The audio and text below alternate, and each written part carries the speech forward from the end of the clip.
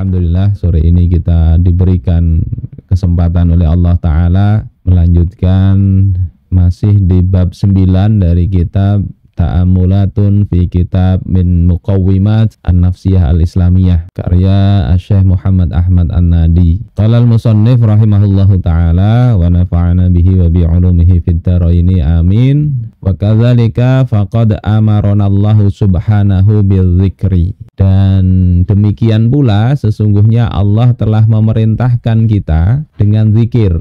Kalau sebelumnya kita disunnahkan berdoa, ada doa wajib ya dalam sholat, ya, baca Al-Fatihah itu, atau dalam sholat jenazah mendoakan saudara kita yang wafat. Nah, kita juga diperintahkan berzikir. Allah Subhanahu wa taala berfirman, "Fadhkuruni azkurkum." Fadhkuruni, ingatlah kalian kepadaku, azkurkum, maka aku akan mengingat kalian. Ya, maknanya adalah ujazikum, aku akan membalas kalian. Karena Allah tidak akan pernah lupa. Ya, kalau kita tidak ingat, kira-kira Allah lupa ke kita, tidak begitu maksudnya. Maksudnya azkurkum itu maksudnya adalah Allah akan membalas kita, membalas kebaikan. Juga firman Allah Ta'ala, wazkur rabbaka fi nafsik tadarru'aw wa khifataw wa dunal jahri minal qawl bil ghuduwi wal asal wa la takum minal ghafilin. Dan ingatlah Tuhan engkau fi nafsika, di dalam hati engkau. Jadi nanti ada zikir qalbu, ya, di hati. Tadarru'aw wa khifah, dengan rasa rendah diri dan rasa takut. Jadi memang kita mesti merendahkan diri di hadapan Allah Ta'ala karena memang kita rendah di hadapan Allah. Wadunal jahri minal qaul. Kalau tidak di dalam hati, zikir dengan lisan, maka jangan keras-keras suaranya, jangan dikeraskan. Bil ghuduwi wal asal, di waktu pagi dan petang. Wala takum minal ghafilin, dan janganlah kalian menjadi termasuk orang-orang yang ghafilin, orang-orang yang lalai. Saudara-saudaraku sekalian rahimakumullah. Nah, di sini nanti ada batasannya zikir yang namanya jahar ini bagaimana, sir itu bagaimana. Kalau dalam mazhab Syafi'i yang namanya sir itu adalah isma'u nafsihi haitsu la mani', ya. Berzikir kita mendengar diri kita, ucapan kita ini sekiranya tidak ada penghalang, itu termasuk sir. Karena kalau kita membaca dalam sholat misalnya Al-Fatihah, mestinya bukan sekedar dalam hati. Zikir itu mestinya ya di lidah, lidah juga ikut. Yang namanya sir, ya, sir atau apa pelan-pelan itu mestinya kita mendengar. Andai tidak ada penghalang, itu zikir sir. Ya, kalau orangnya tuli ya tidak akan mendengar, atau ada pakai apa headphone, ya, earphone, maka nggak akan kedengaran. Jadi haitsu la mani'a, sekira tidak ada penghalang dia mendengar. Ini mestinya termasuk rukun sholat itu begitu. Ketika kita membaca, hendaknya kita mendengar, sekira mendengar. Wal jahru ayyusmi'a mayyaliyahu. Sementara zikir jahar itu adalah orang sekitarnya mendengar. Ya. Jahar paling minim ya orang sebelah kita mendengar, itu jahar termasuk keras. Ya. Saudara-saudaraku sekalian rahimakumullah, ini dua ayat ini memerintahkan kepada kita untuk berzikir. Termasuk sholat itu wa aqimis sholah li dzikri, dirikan sholat untuk mengingatku. Nah, di dalam Mafatihul Ghaib Imam Ar-Razi beliau menyatakan amma dzikru faqad yakunu bil lisan. Adapun zikir itu ada kalanya dengan lisan, dengan lidah.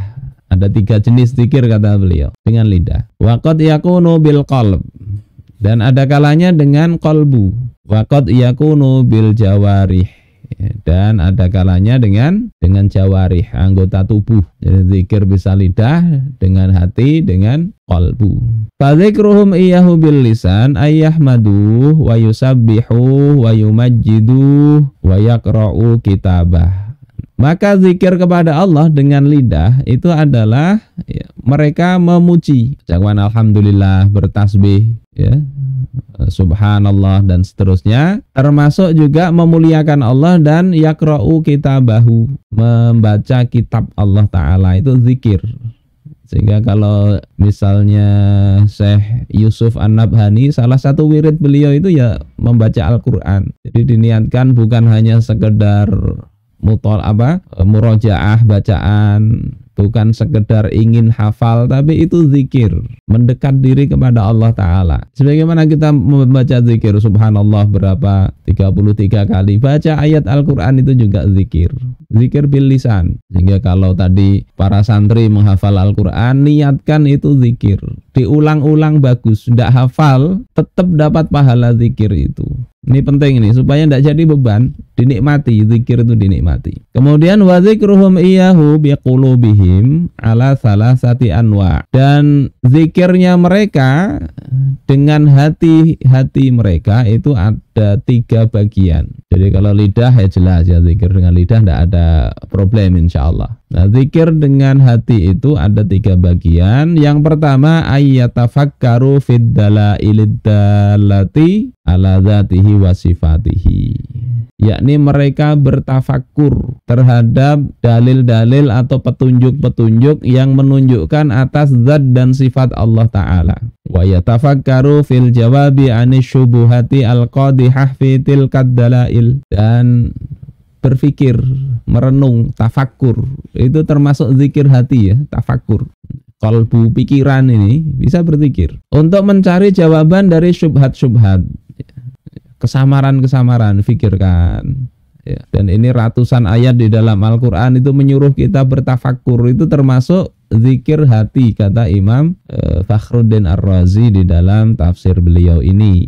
Makanya di ungkapan di Ihya misalnya, tafakkuru sa'ah khairum min qiyami lailah, berpikir 1 saat, sejenak, itu lebih baik daripada qiyamul lail, 1 malam ya. Dalam riwayat yang lain lebih banyak lagi berpikir.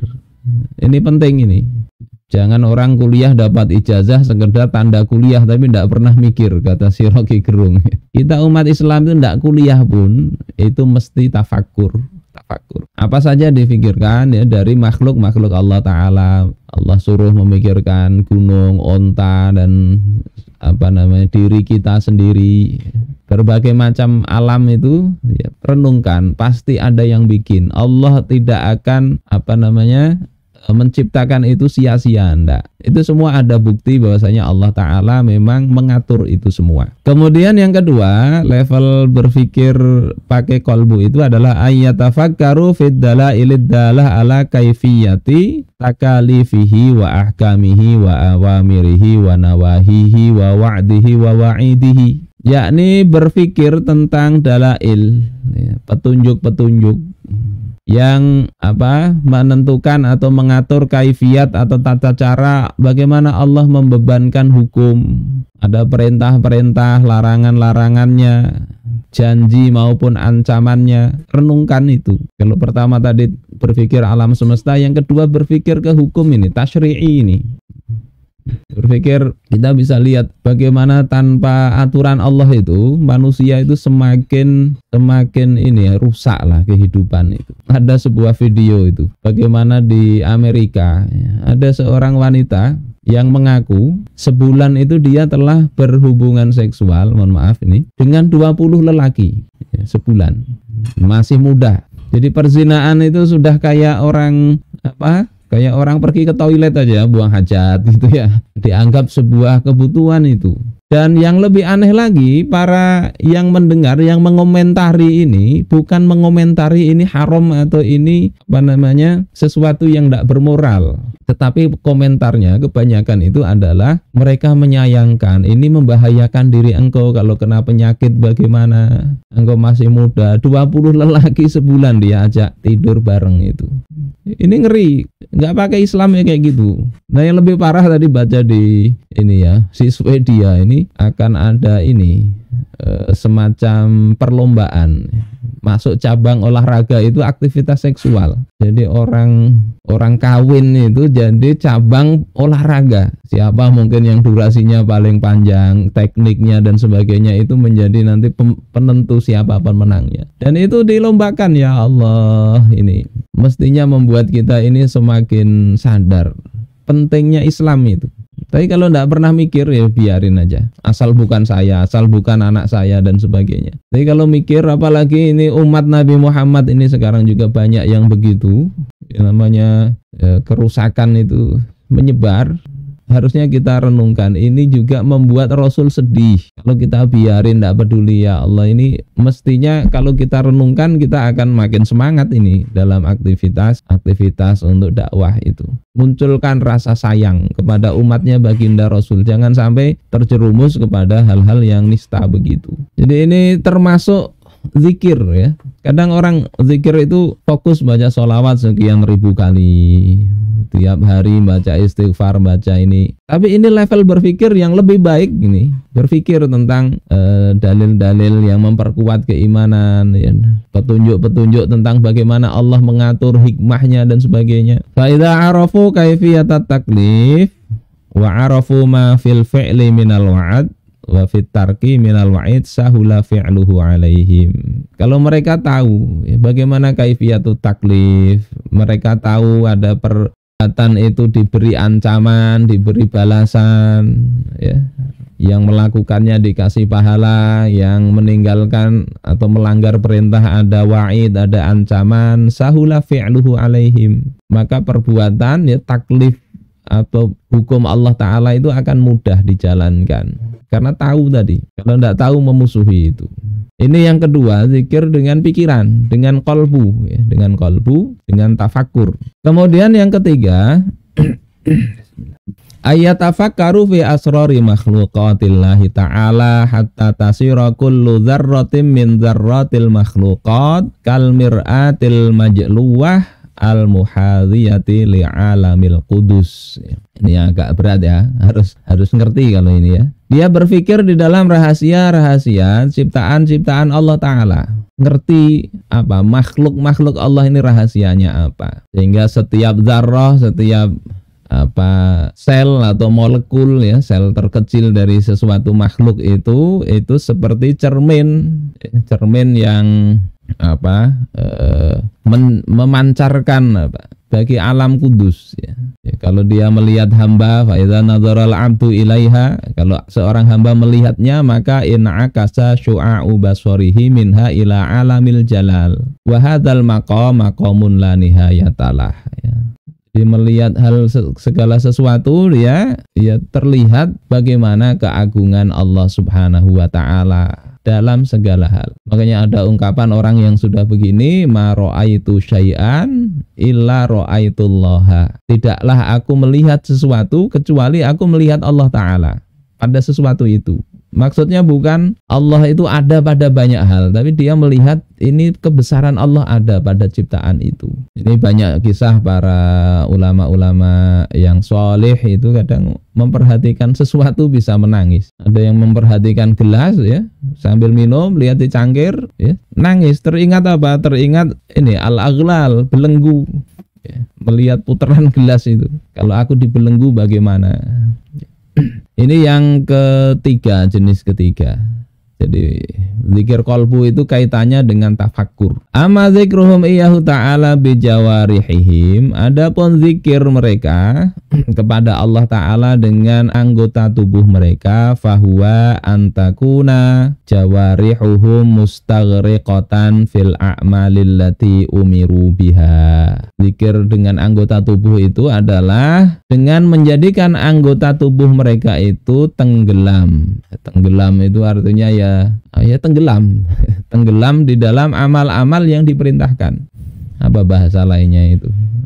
Menyeburkan diri atau ya semua anggota tubuh itu taat kepada Allah Ta'ala. Wa khaliyatan anil a'malil lati nuhu anha, dan kosong dari amal-amal yang dilarang. Ini yang zaman sekarang ya kita upayakan. Allah ciptakan kita itu untuk apa? Untuk taat.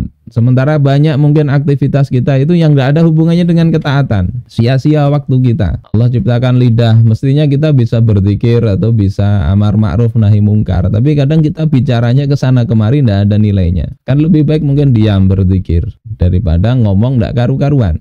Wa ala hadzal wajhi samallahu ta'ala as-sholata dzikran. Atas sisi ini maka Allah Ta'ala menyebut sholat itu sebagai zikir. Fas'au ila zikrillah ya. Bersegeralah kalian untuk zikir kepada Allah, maksudnya sholat. Idza nudiya lis-sholati min yaumil jumu'ati fas'au ila zikrillah. Zikrillah di situ salat. Lu sudah diseru ya pada hari Jumat ada azan, maka segeralah salat. Segera menuju masjid maksudnya. Fasara al-amru biqaulihi fadhkuruni, maka jadilah perintah ya dengan perkataan Allah taala fadhkuruni, maka ingatlah kalian kepadaku, mutadamminan jami'at ta'at, itu mencakup atau meliputi seluruh jenis ketaatan dari sisi jawarih, anggota tubuh tadi. Ini sekedar tambahan, tidak ada di kitab ta'amulatnya, tapi menjelaskan zikir itu ada 3 jenis itu.